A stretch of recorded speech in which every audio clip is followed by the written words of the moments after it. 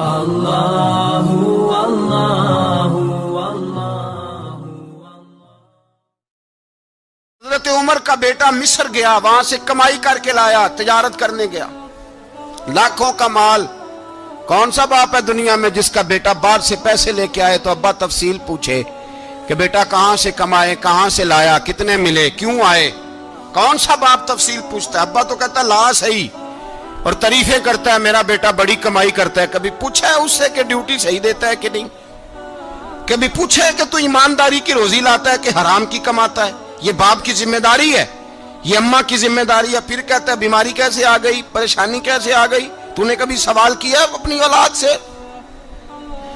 حضرت عمر فاروق رضی اللہ تعالیٰ عنہ کا بیٹا مصر سے پیسے کما کے لایا تو جناب عمر نے بلایا، فرمایا بیٹے اتنی تو تیرے پاس راس ہی نہیں تھی، تھوڑے سے تو پیسے لے کے گیا تھا، اتنی کمائی کیسے ہو گئی؟ اتنے تو پیسے نہیں تھے صاحب، کہاں سے کمائی لائے؟ اس نے کہا ابا جی وہ جو میرے چچا ہے نا مصر کے گورنر، آپ کے دوست، انہوں نے میری مدد کی ہے۔ فرمایا جتنے لوگ گئے تھے سب کی ہے مدد اس نے؟ کہا نہیں صرف میری کی۔ فرمایا تیری کیوں کی؟ تیری کیوں کی؟ کہا حضور آپ کے دوست ہیں۔ فرمایا چپ کر، حضور انہوں نے مجھے اتنے پیسے دیے، میں نے کاروبار میں ڈالے تو نفع آیا تو میں ان کی رقم دے کے۔ فرمایا خاموش ہو جا، باقی جتنے لوگ گئے تھے سب کی مدد کی اس نے؟ کہا نہیں حضور صرف میری کی۔ فرمایا اس نے تیری مدد نہیں کی، اس نے خلیفہ کے بیٹے کی مدد کی، اس لیے کہ وہ خلیفہ کو اپنے حق میں نرم کر سکے۔ فرمایا آدھا مال تیرا ہے، آدھا مال غنیمت کا ہے، مال خزانہ کا ہے، مسلمانوں کا ہے، اس لیے کہ تو جو وہاں سے مال کما کے لایا ہے وہ اپنے باپ کے خلیفہ ہونے کی وجہ سے کما کے لایا ہے، لہذا رکھ ادھر۔ یہاں کہتے ہیں کدھر سے آیا، کیسے آیا، کون سا حساب دیں، کیا کریں؟ او بھائی حضرت عمر رضی اللہ تعالیٰ عنہ کا اپنی اولاد کے بارے میں یہ رنگ ہے۔ ایک جنگ سے نا خوشبو آئی، خوشبو بڑی مہنگی ہوتی تھی، عرب میں خوشبو آج بھی بڑی مہنگی ہے، وہ زیادہ استعمال کرتے ہیں۔ میری باتوں کی سمجھ آ رہی ہے میرے بھائیوں؟ بڑی مہنگی خوشبو تھی۔ جب وہ خوشبو آئی تو حضرت عمر نے کہا، گھر میں پہلے پہنچی حضرت عمر کے، چونکہ زیادہ عورتیں استعمال کرتی تھی گھر کے اندر خوشبو، مرد بھی لگاتے تھے۔ حضرت عمر نے اپنی بیوی سے کہا، آپ کی زوجہ تو تھی وہ بڑی خوشبو کو پسند کرتی تھی۔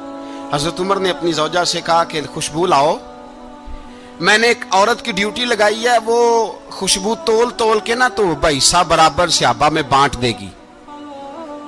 تو آپ کی زوجہ کہنے لگی کسی بی بی کی ڈیوٹی لگانے کی کیا ضرورت تھی، میں جو موجود تھی میں بانٹ دیتی ہوں تول کے حصہ برابر۔ آپ نے فرمایا نہیں تو رہنے دے، وہ فلانی بی بی بانٹے گی۔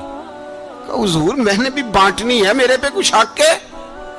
آپ نے فرمایا نہیں تو تفصیل نہ پوچھ، تو خوشبو دے دے، کوئی اور بانٹے گی۔ خاتون خانہ تھی نا، کہنے لگی نہیں مجھے بھی آج آپ کو بتانا ہی پڑے گا کہ کوئی جو بانٹ سکتی ہے تو میں کیوں نہیں بانٹ سکتی؟ زوجہ کہتی عمر نے بات کی تو میری چیخیں نکل گئی۔ حضرت عمر فرمانے لگے جب تو خوشبو بانٹے گی نا تیرے ہاتھوں کو بھی لگے گی، تیرے دوپٹوں کو بھی لگ جائے گی۔ اگر رب کریم نے مجھ سے سوال پوچھا کہ عمر خوشبو تو مسلمانوں کی تھی، تیری بیوی کے دوپٹے کو کیوں لگ گئی، تو میں اللہ کے حضور کیا جواب دوں گا؟ اگر اللہ نے یہ سوال کیا کہ تیری بیوی نے کیوں لگائی، وہ تو حصہ تھا مسلمانوں کا، تو نے تیری بیوی نے کیوں لگائی؟ تو فرمایا میں نہیں چاہتا کہ اللہ کے حضور مجھے اور تجھے باز پرس ہو، لہذا کسی اور کو بانٹنے دے۔ زوجہ روئی اور تڑپ کے کہنے لگی عمر مجھے لگتا ہے صبح قیامت بھی تیری بیوی ہونے کی وجہ سے اللہ مجھے جنت عطا فرما دے گا، تیری زوجہ ہونے کی برکت سے۔ بھائی یہ معیار رکھا، خدا کی قسم ایسا شخص تاریخ میں دوبارہ نہیں آیا۔